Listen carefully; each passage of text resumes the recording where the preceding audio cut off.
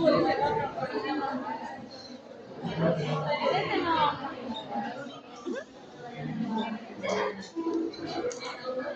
otro que también vendía pinturas es el a ver si sigue vendiendo. Buenas tardes, vamos a empezar la clase que sí está por ahí. Me ayudaría mucho que ustedes hayan revisado su capítulo, pero me doy cuenta que son muchos. Capítulo 27, me dijeron. 27 de 20, ahí están las hermanas. ¿Lo logramos? ¿Sí? Bueno, empezamos a describir que el metabolismo tiene una forma, el cuerpo humano tiene una forma regular, ¿verdad? El metabolismo a través de dos sistemas que se unen, son interdependientes, o sea, uno afecta la función del otro, como por ejemplo el sistema nervioso, ¿verdad? Que actúa rápidamente a través de reflejos y acciones motoras para las respuestas simpáticas y se genera una acción rápida. O el sistema endocrino que responde a estímulos, digamos, crónicos, ¿verdad? Inclusive también al estrés. El sistema endocrino, por tanto, es el encargado del crecimiento, el desarrollo, la reproducción, la homeostasis y el metabolismo. Hablamos de las hormonas, que por definición, dice, son aquellas sustancias químicas producidas por glándulas o grupos de células concretas que desencadenan respuestas específicas en células u órganos situados a distancia.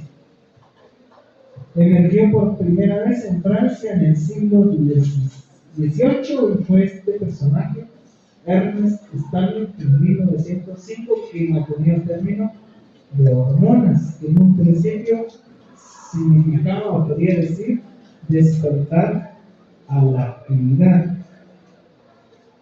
A principios del siglo XX se aislaron estas dos hormonas, la adrenalina y la vasopresina, que también la conocemos como hormona antidiurética. Se describen estos tres tipos de hormonas: endócrinas, parácrinas y autócrinas, atendiendo, por ejemplo, las endócrinas que se producen en un sitio distante a donde van a actuar. Es el caso del cortisol, ¿verdad? La insulina, la prolactina son ejemplos de hormonas endócrinas.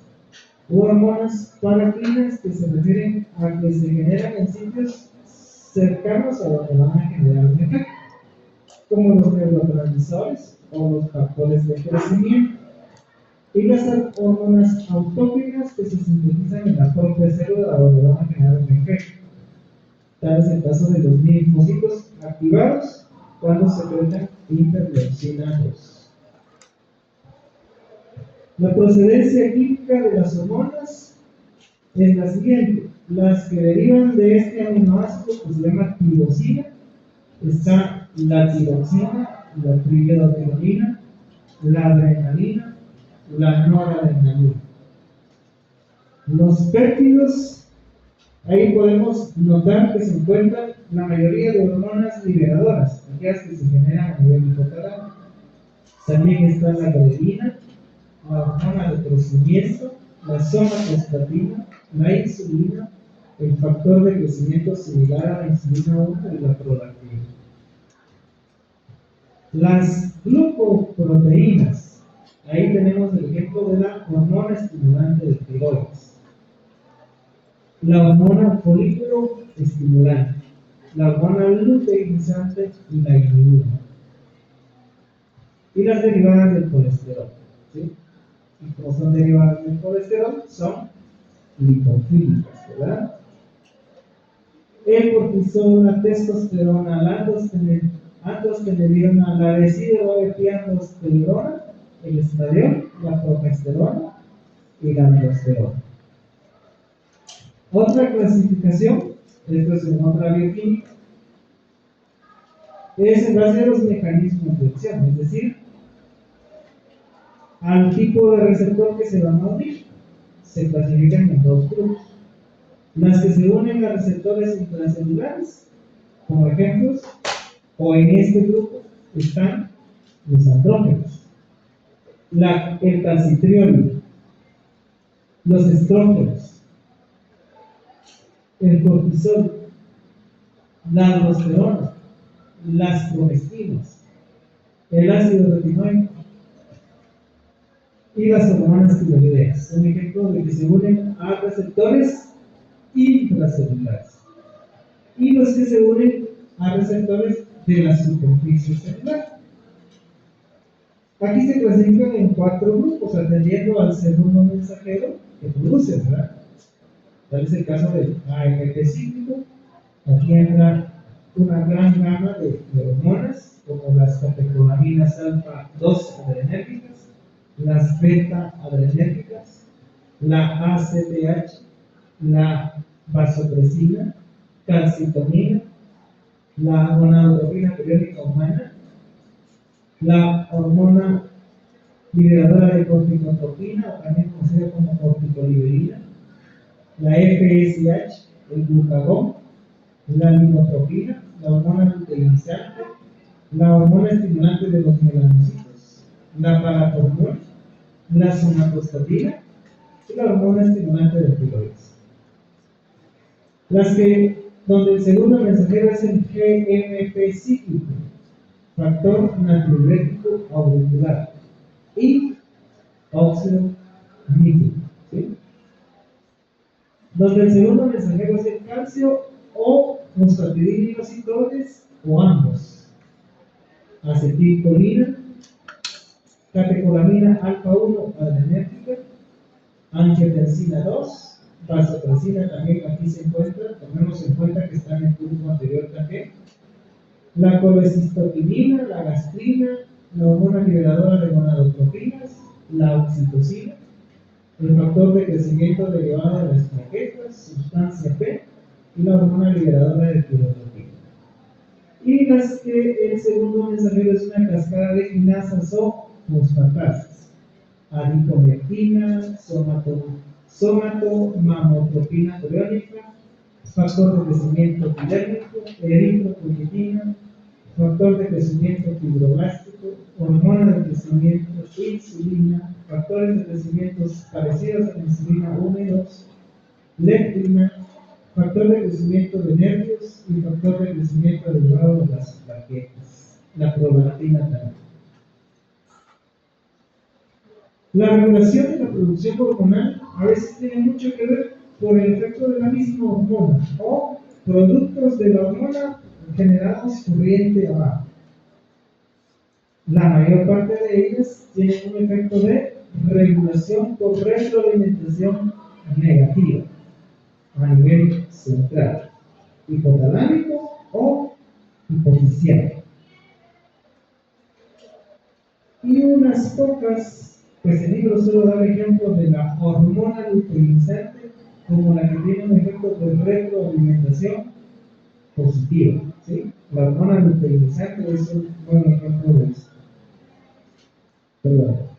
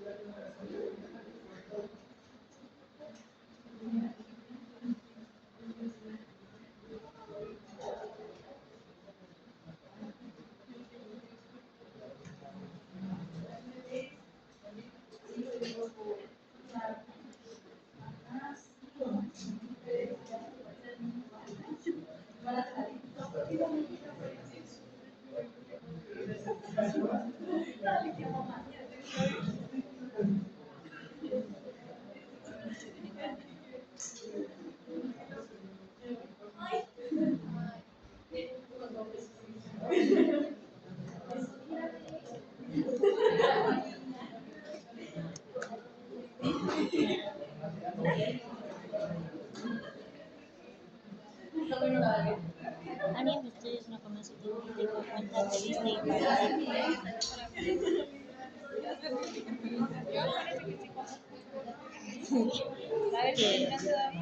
Diana conoce de todo.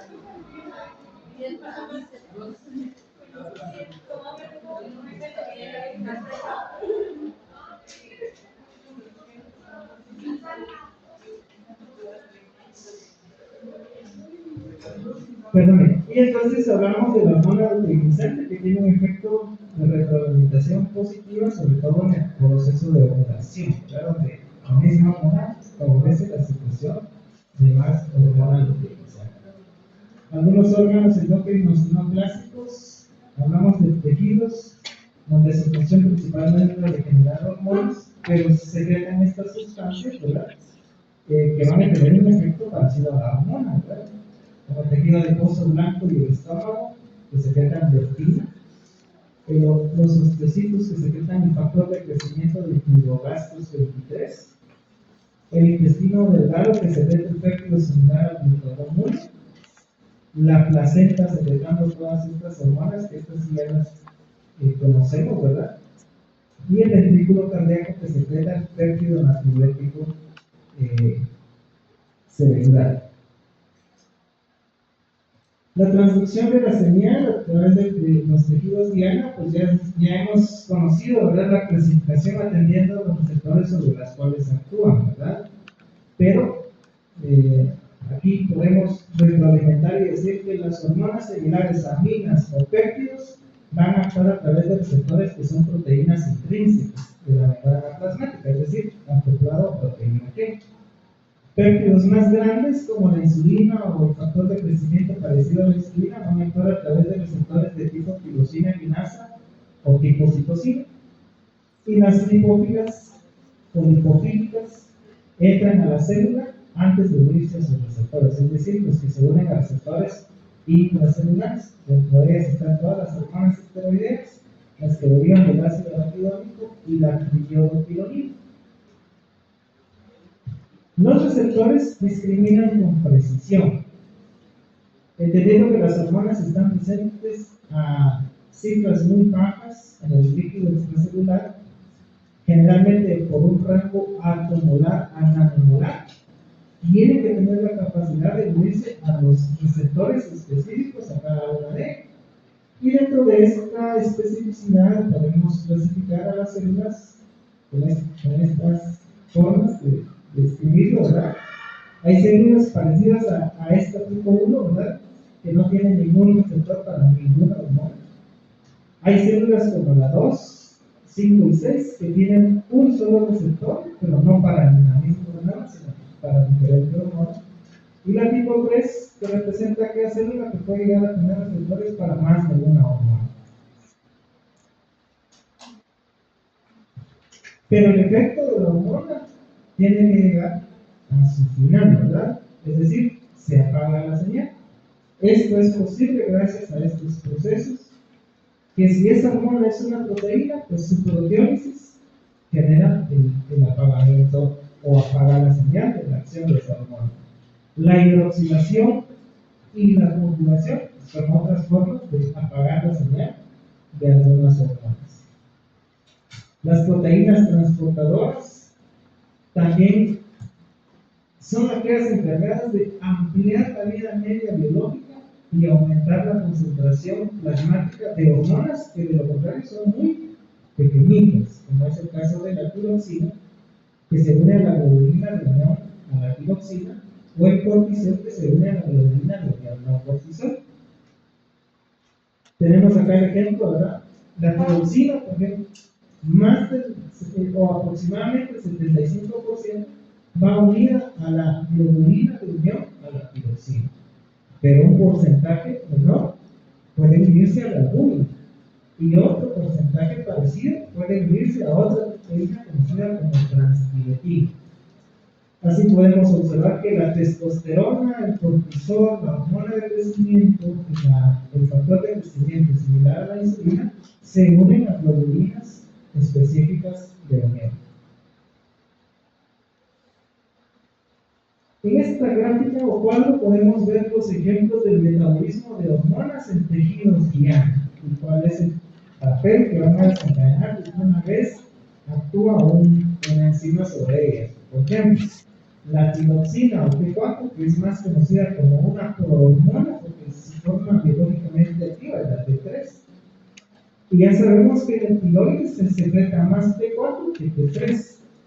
En el tejido periférico es donde esa T4 se va a transformar en T3. Y esto se lleva a cabo por una deshidratasa de tipo 2. Y me genera T3 potente, ¿verdad? A partir de T4, que es prácticamente inactiva en los tejidos blandos. La aromatasa que actúa sobre la testosterona me genera estrógeno, ¿verdad? Y esto, como dice acá, además de cumplir un papel importante en el ovario, generando estrógeno, la aromatasa se expresa en otros tejidos, dentro de los que se inscribe el hueso, el tejido adiposo y el hipotálamo. Incluso dice los varones, esta conversión local de andrógenos a estrógenos es importante, mediando efectos de la testosterona sobre la densidad ósea y la retroalimentación negativa central sobre la producción de estas dos hormonas adrenocórticas, LH y FSH. La testosterona, por las 5-alfa reductas, se convierte a dihidrotestosterona, que es una hormona potente, ¿verdad? La hormona que más se encarga de la virilización, ¿verdad? Masculina, o de anabolismo también. O el cortisol, que se convierte a cortisona por la 11-beta hidroxiesteroide deshidrogenasa de tipo 2, que en lugar de ser un glucocorticoide, genera un efecto más mineralocorticoide, es decir, efectos sobre la reabsorción de aquellos sólidos que conocemos como son el sodio y el potasio. Pero estos tejidos han dado pie a enfermedades autoinmunitarias, ¿verdad? O al efecto que tienen algunas masas, tanto benignas como malignas, para desencadenar una enfermedad o patología, ¿verdad? De hecho, dice la autoinmunidad contra la glándula tiroides, las suprarrenales y los islotes pancreáticos son responsables de más del 50% de todas las enfermedades autoinmunitarias específicas de órganos. Se habla también de que los tumores que de una forma incidental se diagnostican investigando alguna otra patología y de pronto se puede observar una masa a nivel hipofisal o a nivel hipotalámico, y por eso Baines describe que estos son conocidos como incidentalomas. Y entonces el sistema regulador hipotálamo hipofisiario pues depende de estos dos órganos. Hipotálamo, el sistema nervioso, ¿verdad? El prosencéfalo, ubicado estratégicamente cercano al tercer ventrículo. En él se encuentran núcleos, ¿verdad? Como el supraóptico, el paraventricular, el A4, donde se forman neuronas que luego van a ser depositados en alguna región de la hipófisis. La hipófisis, que ya sabemos, se divide en dos: la hipófisis anterior o adenopófisis y la posterior o neurohipófisis. Tienen esa división atendiendo a su función y a su origen, ¿verdad? Una deriva del ectodermo y la otra del endodermo. Se unen por el tallo hipofisiario, ¿verdad? Y prácticamente la neurohipófisis es importante en almacenar estas dos hormonas, oxitocina y vasopresina, la neurohipófisis. Porque la adenohipófisis es la que me genera aquellas 6 hormonas: ACTH, FSH, LH, TSH, hormona del crecimiento, ¿verdad? Entonces dice que el hipotálamo funciona como un centro integrador que dirige un gran número de procesos endócrinos y neurales y los conduce a estímulos externos relevantes. Recibe estímulos de diferentes partes del cerebro a través de las inervaciones, a través de conexiones aferentes, como también del resto del cuerpo a través de la barrera hematoencefálica. Y formamos estos ejes, ¿verdad? El eje hipotálamo hipofisiario tiroideo, el eje hipotálamo hipofisiario suprarrenal, el eje hipotálamo hipofisiario gonadal, el eje de la hormona de crecimiento y de la prolactina. ¿Sí? ¿Cuáles son las hormonas producidas a nivel hipofisiario? Pues son estas, ¿verdad?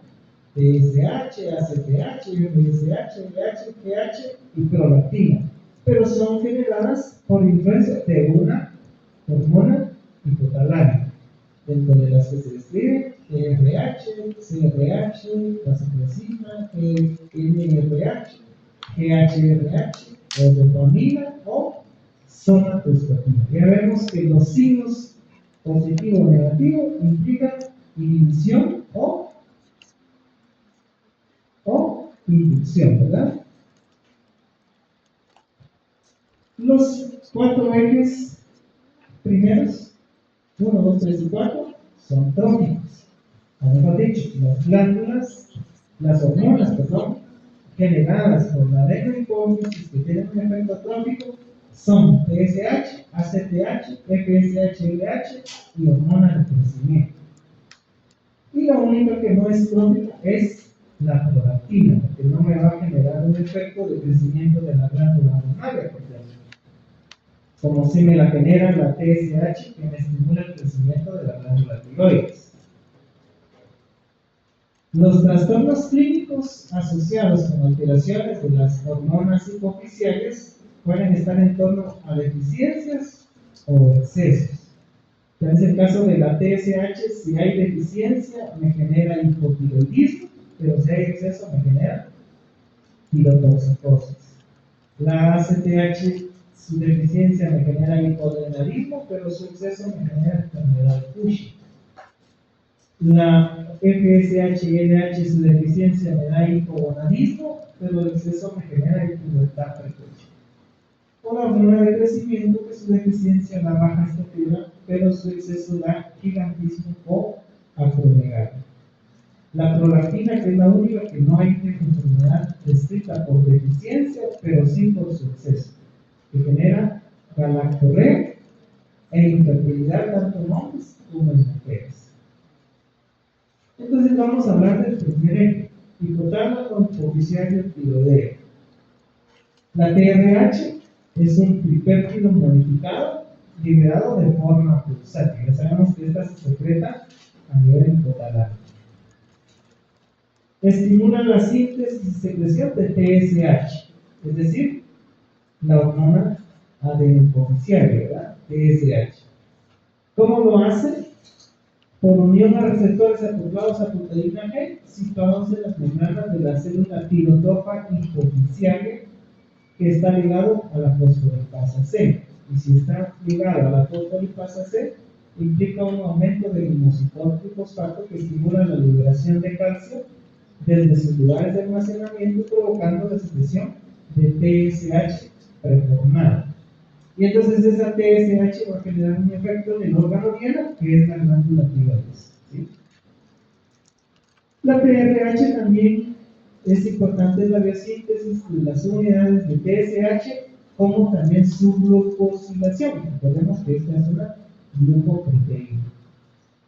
La TSH tiene 2 unidades unidas de una forma no covalente y contiene hasta 15% de hidratos de carbono. La cadena alfa es parecida a otras hormonas como la LH, la FSH, la gonadotropina colérica humana. Lo que nos diferencia es la cadena B.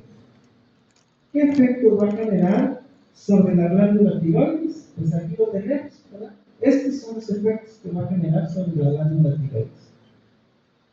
Influye en aspectos de biosíntesis y secreción de la hormona tiroidea, pero ¿en qué aspectos específicamente? Transporte de yoduro, formación de iodotironinas, proteólisis de la tiroglobulina y desyodación de la mioxina. Esos son los aspectos o los efectos que tiene la TSH sobre la glándula tiroidea. También dice la TSH estimula el crecimiento de la glándula tiroidea, por eso veíamos que era una glándula trófica, ¿verdad? Y entonces se generan estas 2 hormonas, tiroxina y triiodotironina, que la primera es más considerada como una prohormona. La T4 se produce exclusivamente en la glándula tiroides y es más abundante que la T3. En el libro mencionan una relación de 40:1, ¿verdad? 40 moléculas de T4 por una de T3. Y la T3 es la que tiene una forma o la forma biológicamente activa de esta hormona. La síntesis tiene lugar en la superficie de la tiroglobulina, que es una proteína de alta concentración como el coloide, ¿verdad? De la glándula tiroides. Y la actividad biológica de la hormona tiroidea está regulada por el control de la conversión de T4 en T3 mediante un proceso de desyodación. Es un proceso mediado por 3 desyodasas, pero la desyodasa de iodotironina tipo 2 es la que es importante para controlar la concentración nuclear de T3. Aquí les decía yo a los compañeros, tenemos que tener cuidado en cuanto a saber cuándo se forma T3 y T3 reversa, que una pequeña proporción de T3 reversa se genera a nivel de la glándula tiroides. Entonces, podríamos decir que la T4 o tetraiodotironina tiene 2 residuos de tirosina, ¿verdad? Este es uno y este es el otro. Los átomos deberían de tener apóstrofe solo este no debería tener apóstrofe, porque de hecho aquí los átomos los describe sin apóstrofe, ¿verdad? Para poder entender que la desyodasa de iodotironina de tipo 2 es la que nos va a actuar sobre la T4 para generarle la hormona biológicamente activa, es decir, la T3. ¿Qué yodo fue eliminado del átomo 5 del segundo residuo de tirosina?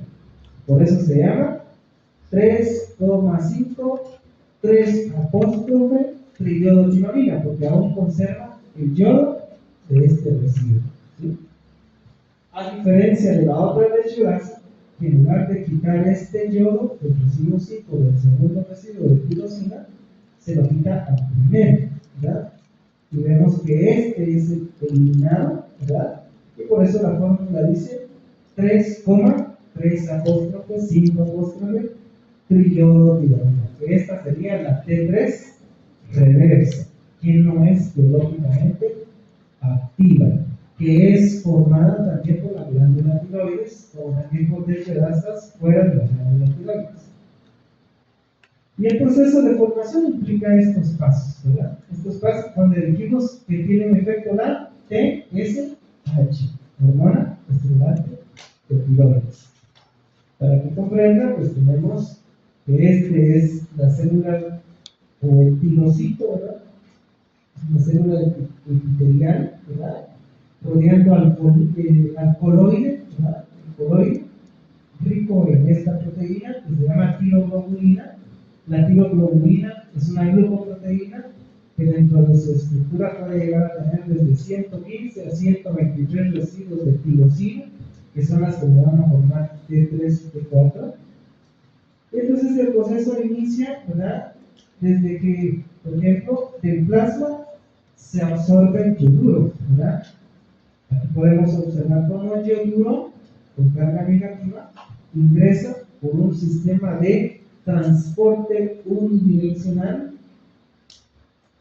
en coordinación con la entrada del átomo de sodio, ¿sí? Entra y lo que hace es inmediatamente oxidarse a nivel de los peroxisomas. A nivel del peroxisoma hay una enzima que se llama tiroperoxidasa que genera su oxidación y de yoduro lo transforma en yodo. Ese yodo tiene la capacidad de unirse a los residuos tirosina o a los residuos de tirosina, pues, que forman parte de la molécula de tiroglobulina y que empiezan a formar monoyodotironina y diyodotironina, atendiendo a que si se une uno o dos yodos que fueron ya oxidados. De la condensación de un monoyodo con un diyodo formamos T3, y de la formación o condensación de dos diyodos tironinas formamos T4. El proceso de la TSH estimula para que esta tiroglobulina genera su exocitosis a la célula, al tirocito, ¿verdad? Y entra al tirocito. Inmediatamente va a formarse un complejo con los lisosomas para que los lisosomas liberen la T4 y la T3. Que como vemos, T4 es más abundante que T3 y se liberan al plasma por efecto de la TSH. ¿Cuáles son las acciones bioquímicas de las hormonas tiroideas? Pues T3, imagínense que aumenta el metabolismo basal de todo el organismo, por unirse a sus receptores tanto alfa como beta. Aumenta la utilización del ATP, aumenta el metabolismo oxidativo mitocondrial y la velocidad de síntesis de numerosas proteínas estructurales, enzimas e incluso otras hormonas. ¿De qué receptores estamos hablando? De los receptores alfa 1, alfa 2, beta 1, beta 2. Están ubicados en sitios específicos. Por ejemplo, alfa 1 en el hueso, corazón, músculo esquelético, sistema nervioso central y aparato gastrointestinal. Es el receptor más ubicado o de mayor concentración, por así decirlo, porque se ubica en más órganos. Los alfa 2 ubicados específicamente a nivel testicular y cerebral.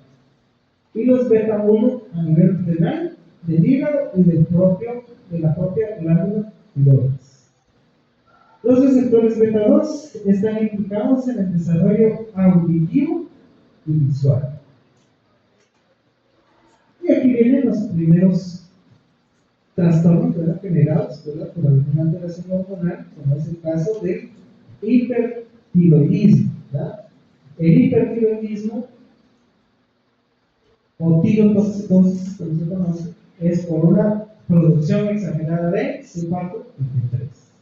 Dentro de las causas más frecuentes, como dice Baines, está la enfermedad de Graves, que es una enfermedad autoinmunitaria creada o generada por anticuerpos estimuladores contra el receptor de la hormona estimulante de tiroides. Y eso es lo que causa tirotoxicosis. Está también el bocio multinodular tóxico, es decir, numerosos nódulos tiroideos que segregan hormonas tiroideas, conocida también como enfermedad de Plummer. Está el adenoma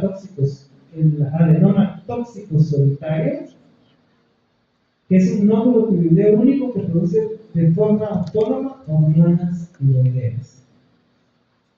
Como causas menos frecuentes está la tiroiditis subaguda de Gervain, que es una tiroiditis inflamatoria que conduce a la liberación de hormonas tiroideas. El uso de fármacos puede dar tirotoxicosis, como por ejemplo la administración excesiva de hormonas tiroideas. Es decir, yo me estoy tratando con hipotiroidismo, estoy tomando la hormona tiroidea, pero tomo más de la cuenta, me puede dar hipotiroidismo. O el uso de este fármaco que se llama amiodarona. La amiodarona es un fármaco muy utilizado en áreas de intensivo, ¿verdad?, en áreas de shock, ¿verdad?, porque es un antiarrítmico. Este también, aparte de generar hipertiroidismo, puede generar hipotiroidismo por un efecto que se conoce como el efecto de Wolff-Chaikov. ¿A qué se refiere el efecto Wolff-Chaikov? A que por ingerir este medicamento, que tiene una alta concentración de yodo, esa alta concentración de yodo me inhibe la síntesis de hormonas tiroideas. Otra causa menos frecuente es el tejido tiroideo ectópico, es decir, una metástasis funcional, un cáncer de tiroides o un estroma ovárico. ¿Qué síntomas me da el hipertiroidismo? Pérdida de peso, pero el apetito está normal o incluso aumentado.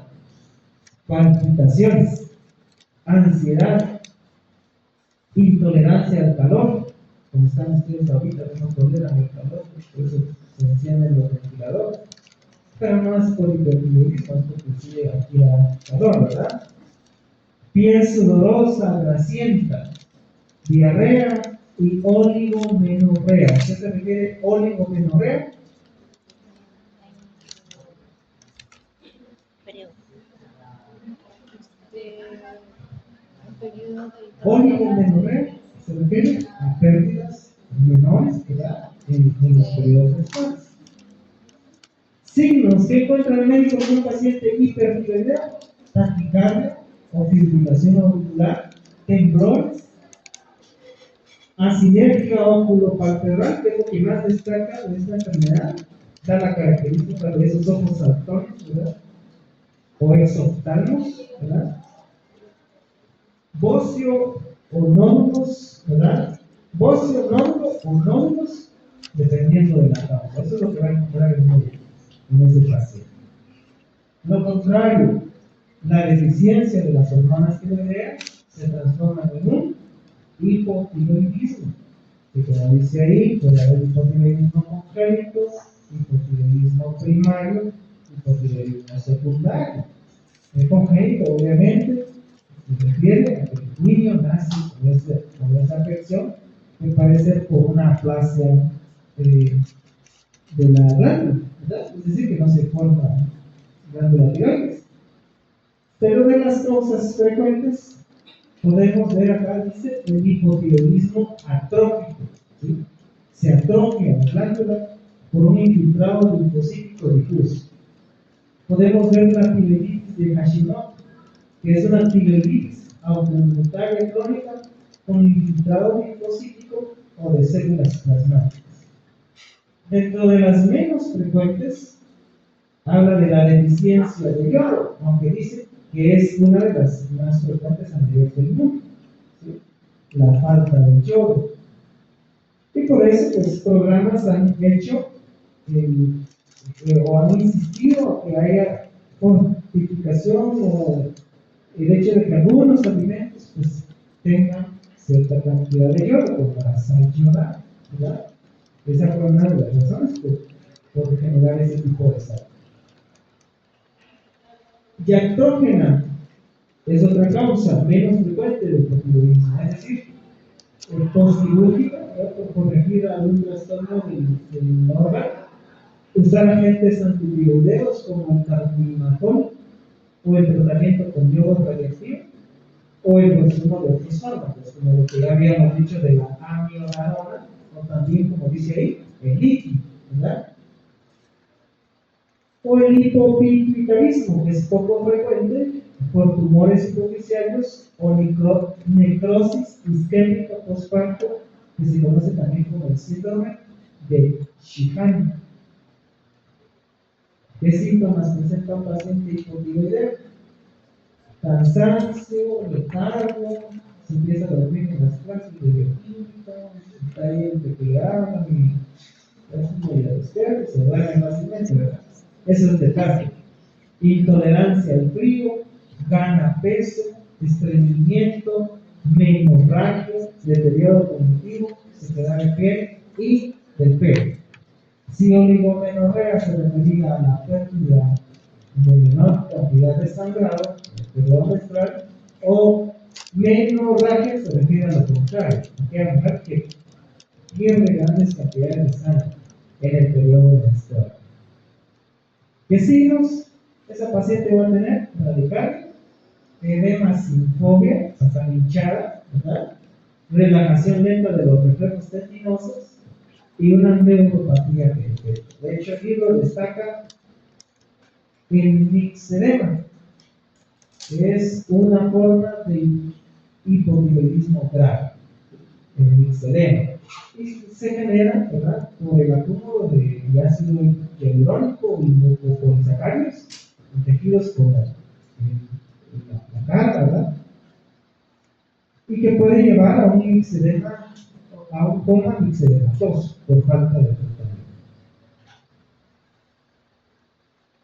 Ya les mencionaba a ellos esta gráfica, dice interpretación de las pruebas funcionales tiroideas. Esto me sirve a mí para saber interpretar cómo están los resultados de una paciente que se hizo pruebas tiroideas. ¿Qué pruebas tiroideas se le pide a un paciente pensando en una alteración del tiroides? TSH, T4 libre y T3 libre. Aquí nos muestra la relación del TSH con el T4 libre. El TSH estando por encima del intervalo de referencia, estando normal o estando por abajo del nivel de referencia. Comparado a la T4, que tiene más del intervalo de referencia, dentro de límites normales o menor del intervalo de referencia, comparado con cada valor de TSH. ¿Sí? ¿Cómo interpreto esto? Bueno, mi TSH está por encima del intervalo de referencia y mi T4 libre está también por encima del intervalo de referencia. Pues yo podría pensar en este paciente en un hipertiroidismo secundario. Que como dice acá, TSH, es poco frecuente.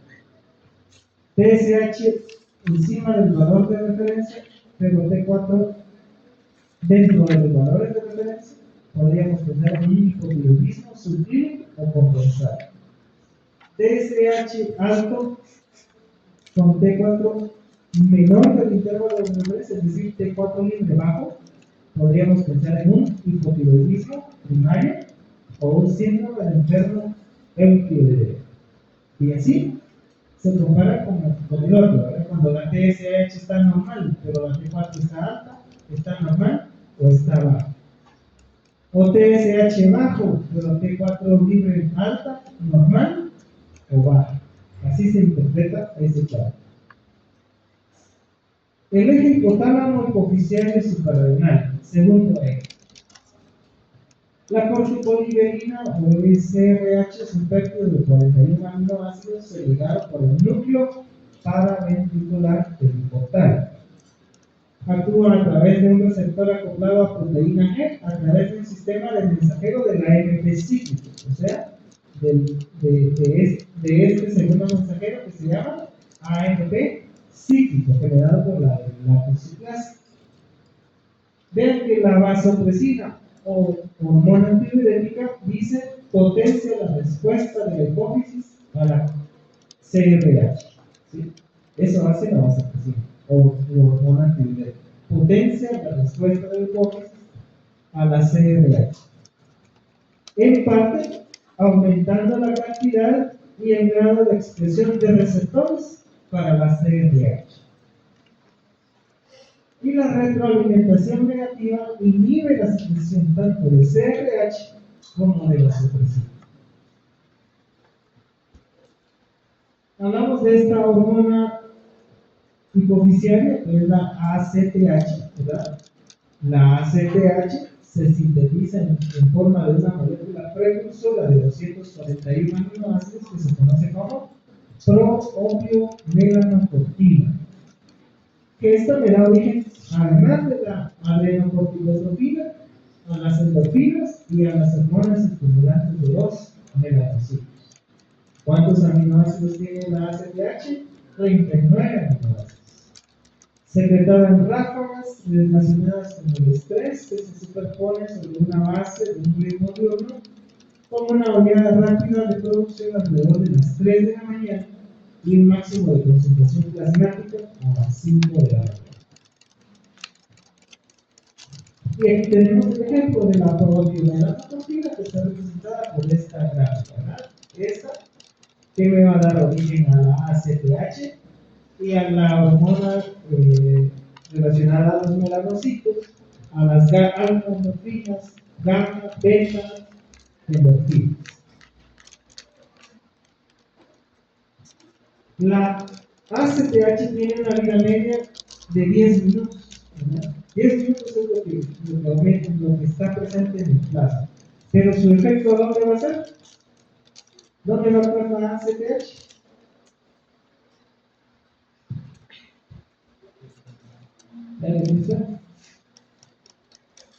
A nivel de la corteza suprarrenal, ¿verdad? ¿Qué va a hacer ahí?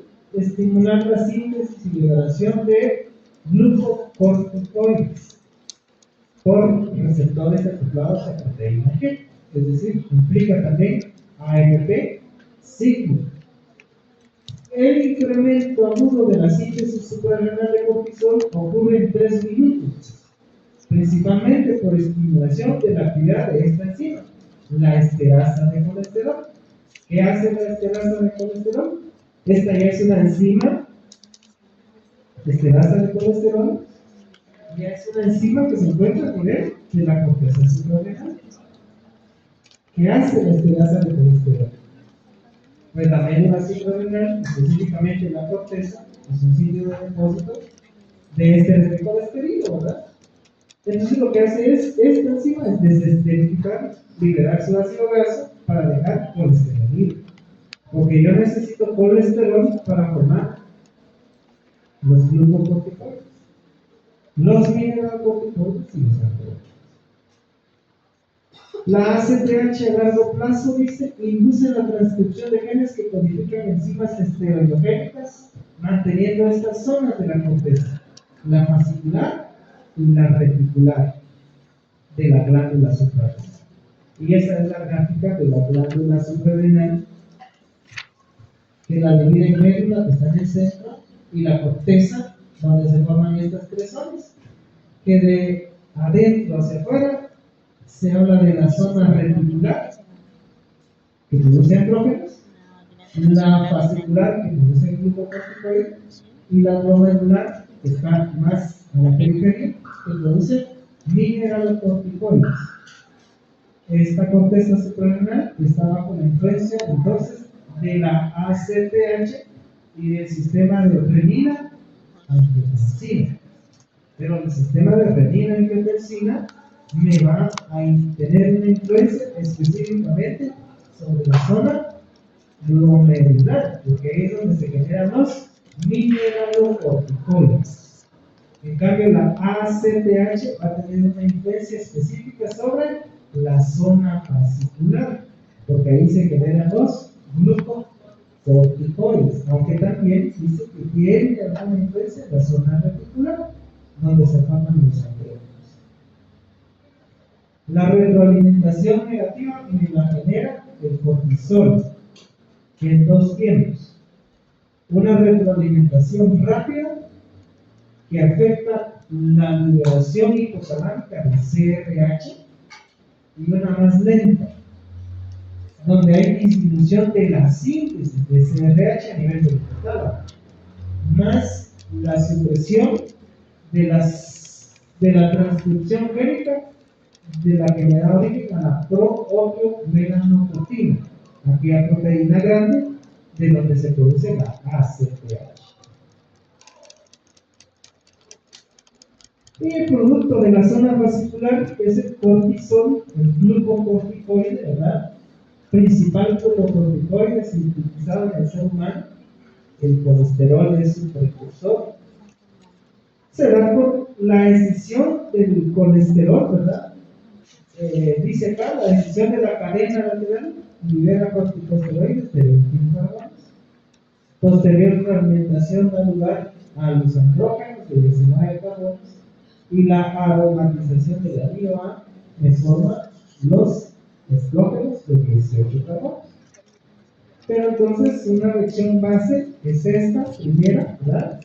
Que ocurre sobre el colesterol, ¿verdad? Sobre el colesterol se va a escindir esta cadena lateral para generar pregnenolona, que sería este, ¿verdad? Los 4 aminos A, B, C, D, con 2 carbonos, y la liberación de esta molécula que se llama isocaproaldehído. Pero la pregnenolona es la que me va a dar origen a todas las demás hormonas, ¿verdad? Aquí tenemos pregnenolona, que por reacciones enzimáticas, vemos, se va para abajo hasta generar aldosterona. ¿En qué zona de la corteza suprarrenal se produce aldosterona?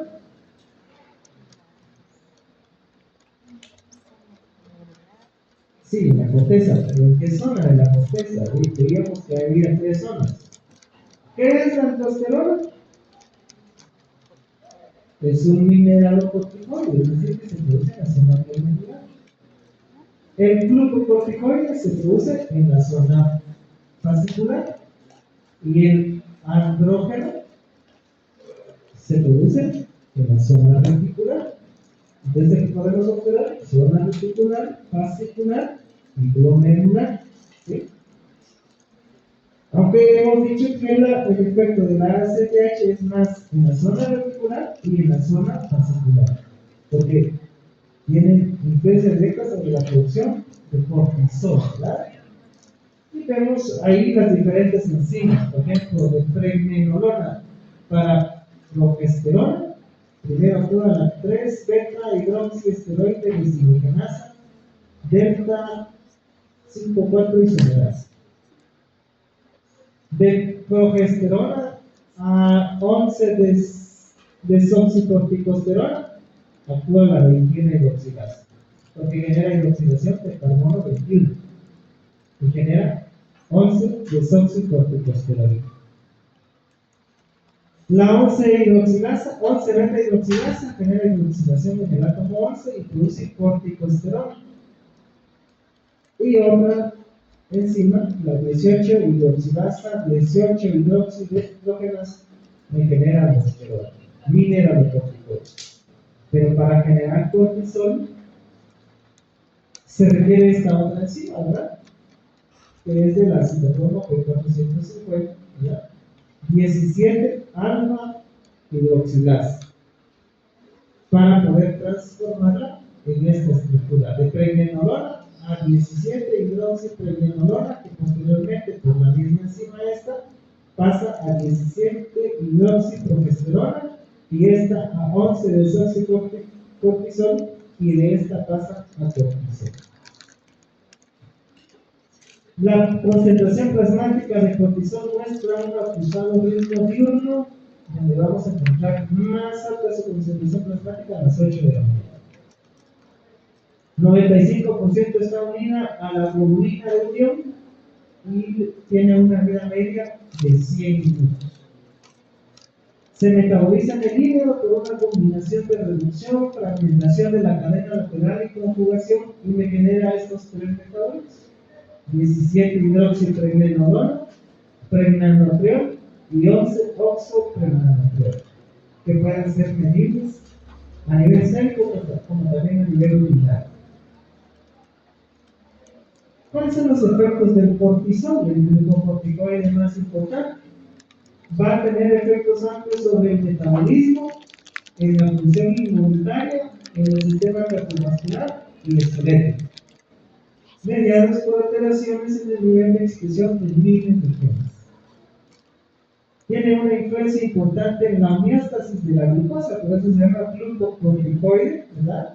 Inhibe su captación y su metabolismo en tejidos periféricos. Y modula el sistema inmunitario a través de efectos sobre la producción de citocinas y aumentando la apoptosis de los leucocitos. Pero también este eje puede tener trastornos. Una enfermedad es la enfermedad de Addison, que se refiere a una insuficiencia suprarrenal primaria, usualmente debida a una enfermedad autoinmunitaria o a una infección viral. A una infección que puede ser por bacteria como la tuberculosis o un virus como el citomegalovirus.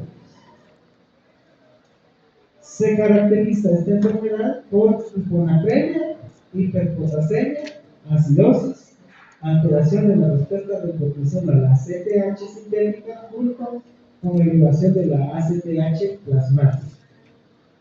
Puede estar asociada a una TSH muy elevada, lo que se puede resolver con terapia con glucocorticoides. Otra patología, la hiperplasia suprarrenal congénita, es un trastorno genético en la vía de biosíntesis de los esteroides. ¿Cuál de todas las enzimas que vimos anteriormente es la más afectada? 21 hidroxilasa. ¿Sí? Esa es la más afectada y es la que me va a generar hiperplasia suprarrenal congénita. Si hay esta deficiencia enzimática, dice, hay pérdida de una retroalimentación negativa por el cortisol. Eso de la pérdida de retroalimentación negativa me lleva a un incremento de la ACTH. Y si hay un incremento de la ACTH, hay un aumento en la producción de uno de los metabolitos, que es la 17-hidroxiprogesterona, y esta se va a convertir en andrógenos, y esto me va a llevar a una masculinización de los genitales femeninos. Por eso, una de las características clínicas es de que el paciente puede nacer con genitales ambiguos.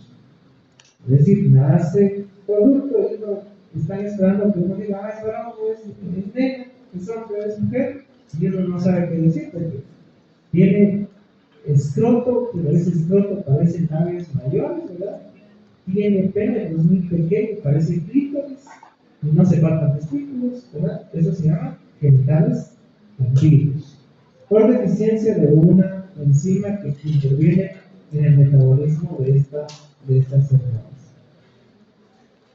Se pueden medir estos tres metabolitos que ya dijimos. Y el síndrome de Cushing, que es probablemente el trastorno endócrino más problemático. Generalmente por glucocorticoides exógenos, que es la causa más habitual, ya sea medicado, es decir, un médico se lo recete, o automedicado, que el propio paciente ingiera grandes cantidades de esteroides. Como trastorno del hipotálamo o de la hipófisis, se genera en un 80% de los casos, y como efectos de la glándula suprarrenal en el 15% de los casos. Hay un exceso de cortisol, esto lleva a una remodelación del tejido adiposo, es decir, generando depósitos de grasa en lugares poco habituales como la cara, el tronco, la nuca, ¿verdad? Y pérdida de grasa en extremidades, atrofia del músculo esquelético. El paciente puede tener diabetes e hipertensión, y se suprime también el eje hipotálamo gonadal, y se percibe como el cese en la menstruación. Y medir el cortisol libre en la orina durante un día nos aporta una medida de la producción total durante el día. Dentro de las características clínicas del síndrome de Cushing vemos esas estrías que presenta el paciente. Tercer eje, hipotálamo hipofisiario gonadal. La hormona liberadora de gonadotropina es esencial para que se detecten estas dos hormonas adenohipofisiarias, FSH y LH. La hormona hipotalámica es un decapéptido sintetizado en el interior del núcleo 4 del área basal medial y de la óptica medial del hipotálamo. Segregada en forma pulsátil, y esta secreción se mantiene quiescente, es decir, no está funcionando desde el nacimiento, ¿verdad?, hasta que inicie la pubertad. De hecho, el aumento de la amplitud y la frecuencia de los pulsos de esta hormona hipotalámica constituye uno de los primeras etapas cuantificables del inicio de la pubertad, junto a otros neuropéptidos hipotalámicos como son la quispertina y la neurosimina B. También está sujeta a una retroalimentación negativa, en este caso dadas por la progesterona, la prolactina y a veces los estrógenos. ¿Sí? Actúa mediante receptores de superficie celular para aumentar el calcio intracelular y hidrolizar los fosfolipídidos y activar a la proteína C. Vemos las dos hormonas adenohipofisiarias son glucoproteínas. La media plasmática de la LH son 50 minutos y de la FSH son de 4 horas. Las dos en los hombres incluyen la espermatogénesis, y en varones la biosíntesis de testosterona tiene lugar en las células de Leydig bajo la influencia de la hormona luteinizante.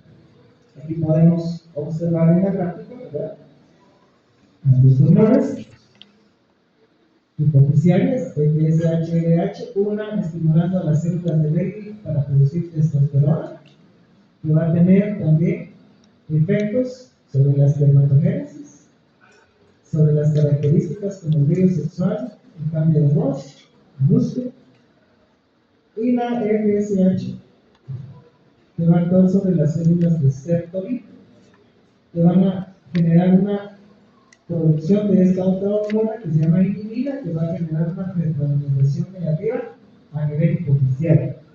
Y la testosterona genera retroalimentación negativa tanto a nivel hipoficial como a nivel hipotalámico. En las mujeres vemos algo parecido, ¿verdad? La LH, que es la encargada de la ovulación. De hecho, a mediados del ciclo es donde se generan los pulsos altos de LH que favorecen la ovulación. Y la FSH es la encargada de actuar sobre el ovario, ¿verdad? Para madurar el folículo, generar esta hormona estradiol, que es la encargada de las características en la mujer, ¿verdad? Vello sexual, aumento de las glándulas mamarias, etc., ¿verdad?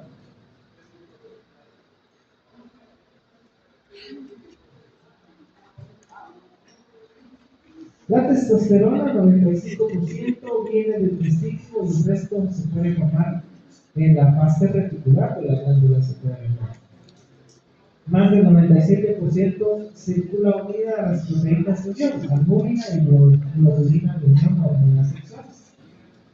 Se metaboliza en tejidos diana a su forma biológicamente activa, que es la dihidrotestosterona, para aumentar su habilidad por el receptor nuclear al mujer.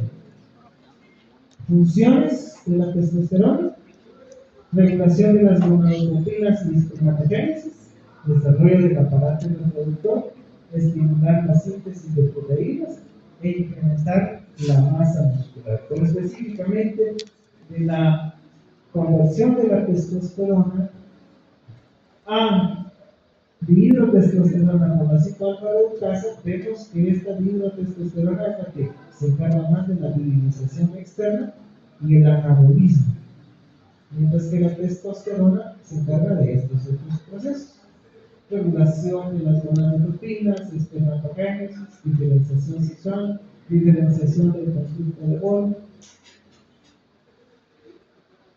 También puede darse trastornos, ¿verdad?, clínicos por la secreción de testosterona en varones y en mujeres. Y se menciona que los gonadotropos se encuentran entre los tipos celulares de la hipófisis anterior, más sensibles a un daño hipoficial. El hipogonadismo central también puede ser una respuesta a una pérdida importante de peso o a un estrés fisiológico. Hablamos de estas dos condiciones: síndrome de Klinefelter, que es un fenotipo 47XX100, que se acompaña de hipogonadismo.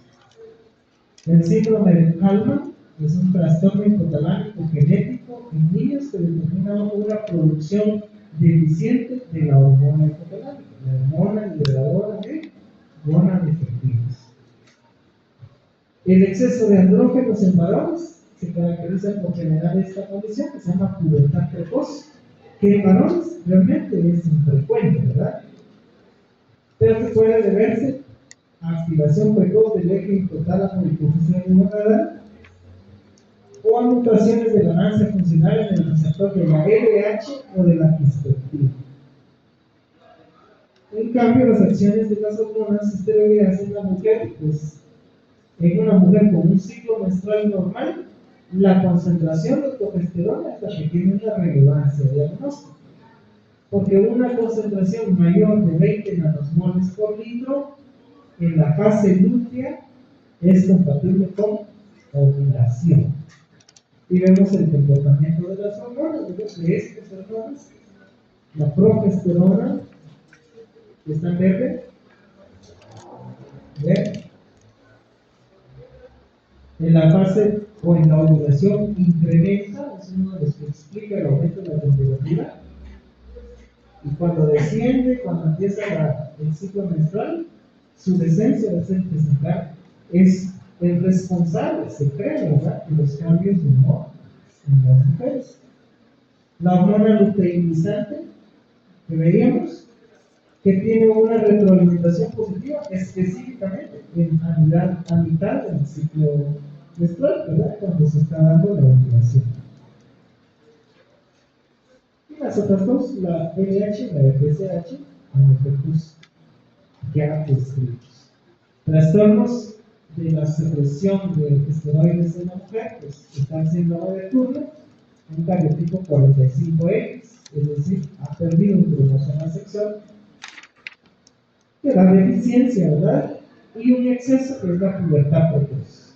En niñas es más frecuente. En niñas hemos descrito que es más común encontrar la displasia citoneumocógeno, tener esa condición de síndrome de ovarios poliquísticos que se acompaña de infertilidad o hirsutismo, sobre todo en las adultas. El eje de la hormona de crecimiento, la hormona liberadora de la hormona de crecimiento es un péptido de 44 aminoácidos proveniente de una prohormona de 108 aminoácidos en el núcleo 4 y ventromedial del hipotálamo y en la infancia media. Estimula el sistema de Lipsch-Plaza como el sistema de calcio calmodulina. Hay una retroalimentación negativa tanto de la hormona de crecimiento como del factor de crecimiento parecido a la insulina tipo 1. Y como observamos, la somatostatina es una hormona opuesta a absorción, ¿verdad? Sintetizada en el núcleo paraventricular y ventromedial del hipotálamo, existiendo dos isoformas, una de 14 aminoácidos, otra de 28, pero ambas inhiben la secreción de hormona de crecimiento. Aparte de inhibir la secreción de hormona de crecimiento, también inhiben la secreción de la hormona estimulante de tiroides. A nivel de otros sitios, suprimen también la liberación de otras hormonas como la gastrina, la colecistoquinina, el péptido intestinal vasoactivo, el polipéptido inhibidor gástrico, la insulina y el glucagon. Y que aquí podemos observar el efecto que tiene la hormona de crecimiento liberada de la hipófisis, ¿verdad? Por influencia de la hormona hipotalámica, la hormona liberadora de hormona de crecimiento, y que va a generar su efecto, ¿verdad? A nivel hepático y otros tejidos. Hay acciones anti-insulina directas, que son estas, ¿verdad? Es decir, tienen que ver con el metabolismo de las grasas, es decir, aumento de la lipólisis, o el metabolismo de los hidratos de carbono, que se refiere al aumento de la gluconeogénesis, u otros efectos anti-insulina, por eso entra dentro de las hormonas contrarreguladoras. Y las acciones que promueven el crecimiento indirecto, generadas específicamente por la acción del factor de crecimiento similar a la insulina tipo 1, que me van a generar con todas las hormonas tiroideas efectos esqueléticos y extraesqueléticos, ¿verdad? Los primeros, generando un aumento de la condrogénesis, crecimiento esquelético, y los extraesqueléticos, crecimiento tisular, diferenciación celular y aumento de las acciones de hormonas tróficas. Su deficiencia nos provoca talla baja y su exceso nos genera gigantismo o acromegalia. El eje de la prolactina es el último eje, entendiendo que la prolactina es una hormona polipeptídica de 198 aminoácidos secretadas exclusivamente por las células lactotropas de la hipófisis anterior. Su papel fisiológico principal se produce durante el embarazo, iniciando y manteniendo la lactancia. La dopamina es un inhibidor de la secreción de prolactina y la dopamina se produce a nivel hipotalámico. Dice producida por neuronas tuberoinfundibulares dopaminérgicos. Entonces, por eso es la única que está bajo un control predominantemente inhibitorio por el hipotálamo.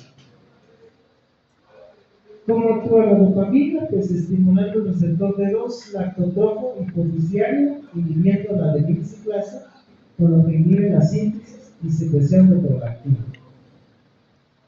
La prolactina es la que contribuye al crecimiento de la glándula mamaria y a la formación de la leche en ese periodo postparto. Entonces, esa elevación de la prolactina durante la lactancia materna también se ha atribuido que tiene una acción anticonceptiva natural al inhibir la secreción de la hormona liberadora de gonadotropinas desde el hipotálamo. Aunque esto se considera es una acción pasajera, limitada, es decir, por poco tiempo. 4 meses, dicen algunos autores, 6 meses, dicen otros autores, condicionada porque haya una lactancia materna exclusiva, es decir, el paciente no tiene que tomar más que lactancia materna. Y como alteración podemos mencionar la hiperprolactinemia patológica. Una hiperprolactinemia extrema es sumamente sugestiva de un prolactinoma. Puede deberse a un tumor autónomo, secretor de prolactina, que sea insensible a la inhibición de la dopamina. Puede deberse también a la pérdida de la inhibición de la dopamina, como por ejemplo la compresión de un tallo posicionado por un adenoma no funcional, o por consumo de fármacos antidopaminérgicos, como por ejemplo el uso de antipsicóticos clásicos como la fenotiazina. Y se manifiesta en las mujeres con irregularidades menstruales. Y en varones y mujeres puede dar infertilidad y galactorrea.